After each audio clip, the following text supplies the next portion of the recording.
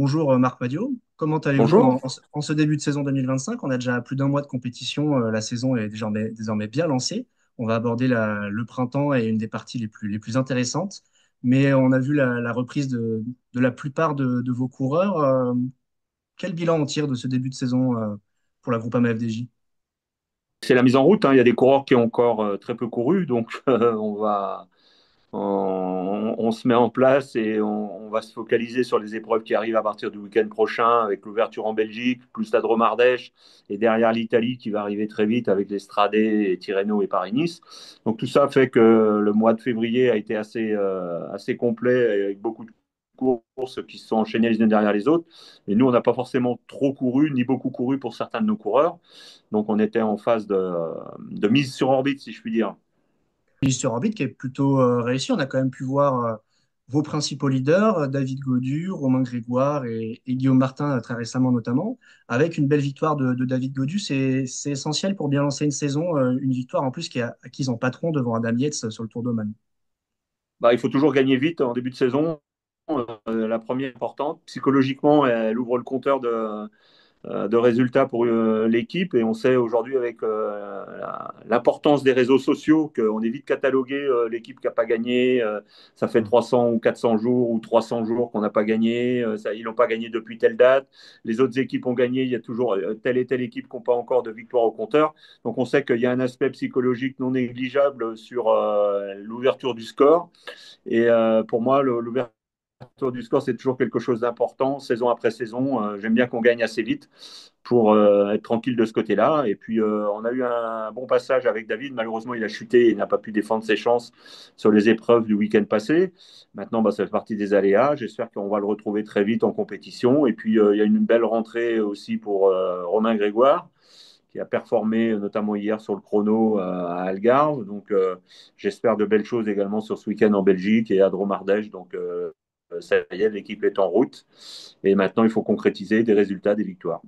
David, si on peut venir juste rapidement dessus, vous nous aviez communiqué justement que ce n'était rien de trop grave. On a eu un bilan médical de la Groupama FDJ. Il va zapper le week-end Dromardèche, mais sa reprise à La Tirreno. décision n'est pas encore prise. On va voir dans les prochaines heures ou les prochains jours comment on s'organise pour la suite. Ok, ça marche.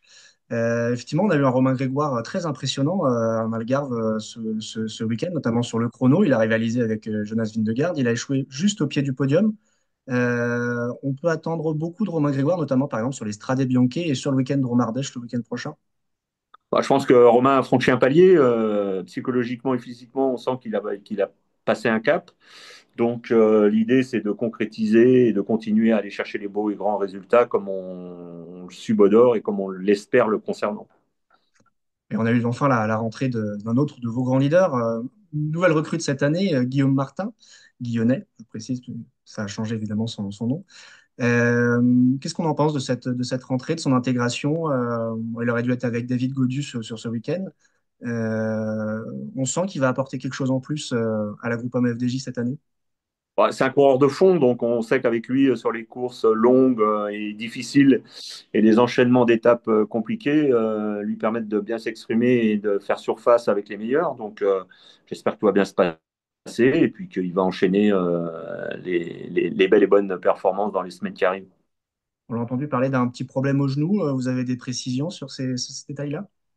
Bah, il y a un petit genou il y a un genou, un petit genou, un genou qui le chatouille un petit peu, ce qui fait que bah, on va voir, c'est sous surveillance. On aborde une partie de saison qui est certainement l'une de vos préférées, on le sait bien, sur les classiques avec le week-end d'ouverture en Belgique. Euh, Quelles sont les ambitions de la Groupama FDJ cette année? Une victoire absolument pesée comme les autres années avec un groupe flandrien qui est toujours très solide? Bah, pour pouvoir gagner, il faut déjà être constant et être régulier dans le niveau de performance. Donc j'attends un bon niveau de performance et un bon niveau moyen sur l'ensemble de ces courses-là avec tous nos coureurs qui vont faire la campagne flamande. Et puis après, on sait que la victoire sera difficile à aller chercher parce que quand on voit les Vingegaard, ou non plutôt pardon, les Pogacar qui s'inscrivent sur les courses flamandes, ça augmente la difficulté.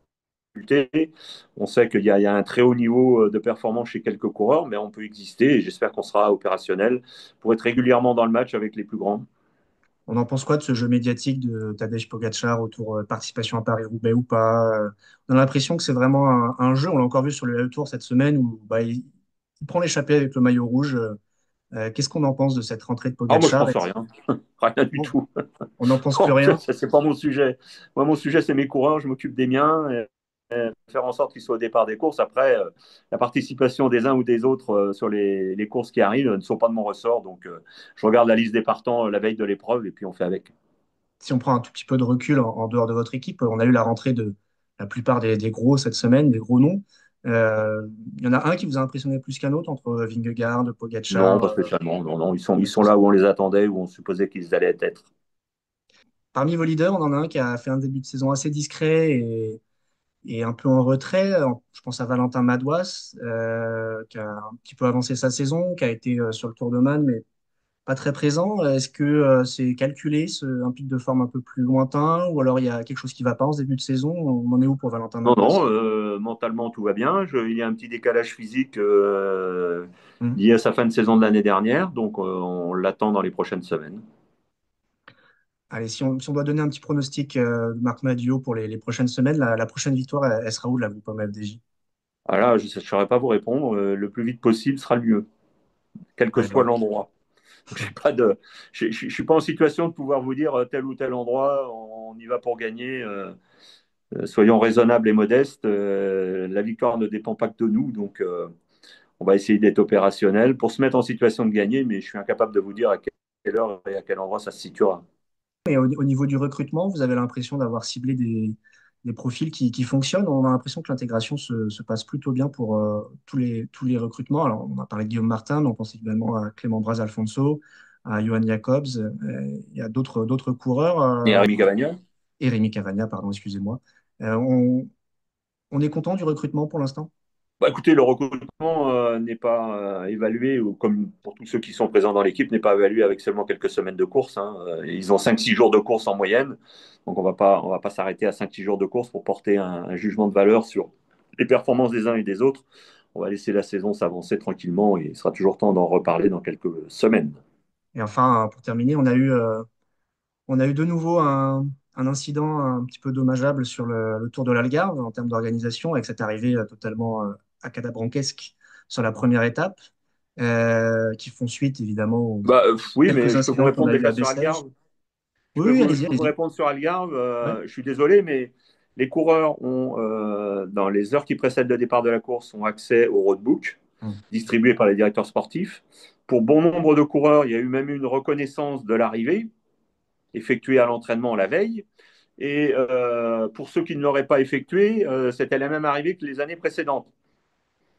Donc, si vous ajoutez à cela le visionnage des sites d'arrivée en visio avec les coureurs lors des briefings dans toutes les équipes, on est censé penser que les coureurs ne se trompent pas de route. Ouais. Il y a un point du règlement, et j'ai n'ai pas très bien compris ce qui s'est passé d'ailleurs, parce qu'il Hmm. y a un point du règlement qui dit que le coureur doit connaître le parcours. Hmm. Et je ne comprends pas d'ailleurs qu'il y ait eu des classements de Ghana et des coureurs qui suivaient à Et l'arrivée. de Romain. Oui, mais c'est peu importe Oui, oui, qui non, mais je sais s'agisse. bien. Ces coureurs-là ont fait le bon parcours, ont eu le bon feeling par rapport au déroulé de la course. Donc je ne comprends pas qu'on n'ait pas conservé ce classement, même s'il était facilité par le fait de l'erreur d'une grande partie du peloton. Hmm. Mais s'il y avait eu que 2 ou 3 coureurs qui s'étaient trompés, on aurait maintenu le classement. Donc je ne comprends pas très bien ce qui s'est passé au niveau des commissaires, parce que, encore une fois, les coureurs sont censés connaître le parcours. Et il y a des gens qui ont fait le bon parcours. Il n'y a pas eu de difficultés particulières sur le final de la course, donc j'ai du mal à comprendre pourquoi on a déclassé, enfin on a annulé les résultats de la course. C'est pas logique. Le problème, c'est qu'on a une application du règlement à géométrie variable. Hmm. Et c'est quand même un peu dommage. On est globalement d'accord. Et Filippo Ganna était lui plutôt d'accord, qui avait précisé que les coureurs devaient connaître le parcours et les règles, et que Ben c'était oui, c'était leur responsabilité qui leur incombait ici. Mais en tout cas, tout à merci d'avoir fait. partagé cet avis sur l'Algarve, qui est très clair et qu'on comprend parfaitement. On va vous souhaiter le meilleur pour la suite, Marc Madio, des victoires, des belles Merci. courses, un beau printemps, et puis on se retrouvera pour faire le point sur la suite de la saison de la Groupama FDJ. Merci.